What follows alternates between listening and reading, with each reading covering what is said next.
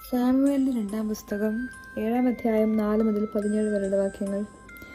എന്നാൽ ആ രാത്രി കർത്താവ് നാഥാനോട് അരുൾ ചെയ്തു, എന്നെ ദാസനായ ദാവീദിനോട് പറയുക, കർത്താവ് അരുൾ ചെയ്യുന്നു, എനിക്ക് വസിക്കാൻ നീ ആലയം പണിയുമോ? ഇസ്രായേൽ ജനത്തെ ഈജിപ്തിൽ നിന്ന് കൊണ്ടുവന്നത് മുതൽ ഇന്ന് വരെ ഞാൻ ഒരാലയത്തിലും വസിച്ചിട്ടില്ല. കൂടാരത്തിൽ വസിച്ചുകൊണ്ട് ഞാനും സഞ്ചരിക്കുകയായിരുന്നു. ഇസ്രായേൽക്കാരുടെ കൂടെ സഞ്ചരിക്കുന്നതിനിടയ്ക്ക് എവിടെയെങ്കിലും വെച്ച് എൻ്റെ ജനമായ ഇസ്രായേലിനെ നയിക്കാൻ ഞാൻ നിയമിച്ച നേതാക്കന്മാരിൽ ആരോടെങ്കിലും നിങ്ങൾ എനിക്ക് ദേവദാരു കൊണ്ട് ഒരാലയം പണിയാത്തതെന്ത് എന്ന് ഞാൻ ചോദിച്ചിട്ടുണ്ടോ?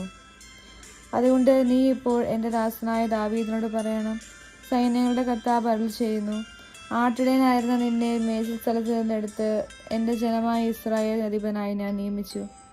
നീ പോയിടത്തെല്ലാം ഞാൻ നിന്നോട് കൂടി ഉണ്ടായിരുന്നു. നിന്റെ മുൻപിൽ നിന്റെ ശത്രുക്കളെയെല്ലാം ഞാൻ നശിപ്പിച്ചു. ഭൂമിയിലുള്ള മഹാത്മാക്കളെ പോലെ നിന്നെ ഞാൻ മഹാനാക്കും. എൻ്റെ ജനമായ ഇസ്രായേലിന് ഞാൻ ഒരു സ്ഥലം കൽപ്പിച്ചു കൊടുക്കും. അവർ ഇനിയും സുരക്ഷിതരായി സ്വന്തം സ്ഥലത്ത് പാർക്കേണ്ടതിന് ഞാൻ അവരെ നട്ടുപിടിപ്പിക്കും. എൻ്റെ ജനമായ ഇസ്രായേലിന് ഞാനൊരു സ്ഥലം കൽപ്പിച്ചു കൊടുക്കും. അവർ ഇനിയും സുരക്ഷിതരായി സ്വന്തം സ്ഥലത്ത് പാർക്കേണ്ടതിന് ഞാൻ അവരെ നട്ടുപിടിപ്പിക്കും. എൻ്റെ ജനമായ ഇസ്രായേലിന് ഞാൻ ന്യായാധിപന്മാരെ നിയമിച്ചാക്കുന്നതിന് മുൻപുള്ള കാലത്തെ പോലെ ദുഷ്ടന്മാർ അവരെ ഇനി പീഡിപ്പിക്കുകയില്ല. ശത്രുക്കളിൽ നിന്ന് നിനക്ക് ഞാൻ ശാന്തി നൽകും. നിന്നെ ഒരു വംശമായി വളർത്തുമെന്നും കർത്താവ് അരുൾ ചെയ്യുന്നു. ദിനങ്ങൾ തികഞ്ഞ് നീ പൂർവികരോട് ചേരുമ്പോൾ നിന്റെ ഔരസപുത്രനെ ഞാൻ ഉയർത്തി അവൻ്റെ രാജ്യം സുസ്ഥിരമാക്കും. അവൻ എനിക്ക് ആലയം പണിയും. അവൻ്റെ രാജസിംഹാസനം ഞാൻ എന്നേക്കും സ്ഥിരപ്പെടുത്തും. ഞാൻ അവൻ്റെ പിതാവും അവൻ എനിക്ക് പുത്രനുമായിരിക്കും. അവൻ തെറ്റ് ചെയ്യുമ്പോൾ മാനുഷികമായ ദണ്ഡും ചമ്മട്ടിയും ഉപയോഗിച്ച് അവനെ ഞാൻ ശിക്ഷിക്കും. എങ്കിലും നിന്റെ മുൻപിൽ നിന്ന് ഞാൻ തള്ളിക്കളഞ്ഞ സാവൂളിൽ നിന്നെന്ന പോലെ അവനിൽ നിന്ന് എൻ്റെ സ്ഥിരസ്നേഹം ഞാൻ പിൻവലിക്കുകയില്ല. നിന്റെ കുടുംബവും രാജ്യത്വവും എൻ്റെ മുൻപിൽ സ്ഥിരമായിരിക്കും. നിന്റെ സിംഹാസനം എന്നേക്കും നിലനിൽക്കും. ഈ വാക്കുകളും ദർശനവും നാഥാൻ ദാവീദിനെ അറിയിച്ചു. നമ്മുടെ കർത്താവായ മിശിഹായ്ക്ക് സ്തുതി. വിശുദ്ധ മാർക്കോസ് ശ്ലീഹ എഴുതിയ സുവിശേഷം 4-ാം അധ്യായം 1 മുതൽ 20 വരെയുള്ള വാക്യങ്ങൾ. കടൽ തീരത്ത് വെച്ച് യേശു വീണ്ടും പഠിപ്പിക്കാൻ തുടങ്ങി. വളരെ വലിയൊരു ജനാവലി അവന് ചുറ്റും കൂടി. അതിനാൽ കടലിൽ കിടന്ന ഒരു വഞ്ചിയിൽ അവൻ കയറിയിരുന്നു. ജനങ്ങളെല്ലാം കരയിൽ കടലിന് അഭിമുഖമായി നിന്നു. അവൻ ഉപമകൾ വഴി പല കാര്യങ്ങൾ അവരെ പഠിപ്പിച്ചു. അവരെ ഉപദേശിച്ചുകൊണ്ട് അവൻ പറഞ്ഞു, കേൾക്കുവിൻ, ഒരു വിതക്കാരൻ വിതയ്ക്കാൻ പുറപ്പെട്ടു. വിതച്ചപ്പോൾ വിത്തുകളിൽ ചിലത് വഴിയരികിൽ വീണു. പക്ഷികൾ വന്ന് അവ തിന്നുകളഞ്ഞു. മറ്റു ചിലത് മണ്ണധികമില്ലാത്ത പാറപ്പുറത്ത് വീണു. മണ്ണിന് ആഴമില്ലാതിരുന്നതിനാൽ അത് പെട്ടെന്ന് മുളച്ചു പൊങ്ങി. സൂര്യൻ ഉദിച്ചപ്പോൾ അത് വെയിലേറ്റ് വാടുകയും വേരില്ലാതിരുന്നതിനാൽ കരിഞ്ഞു പോവുകയും ചെയ്തു. വേറെ ചിലത് മുൾച്ചെടികൾക്കിടയിൽ വീണു. മുൾച്ചെടികൾ വളർന്ന് അതിനെ ഞെരുക്കിക്കളഞ്ഞു. അത് ഫലം പുറപ്പെടുവിച്ചില്ല.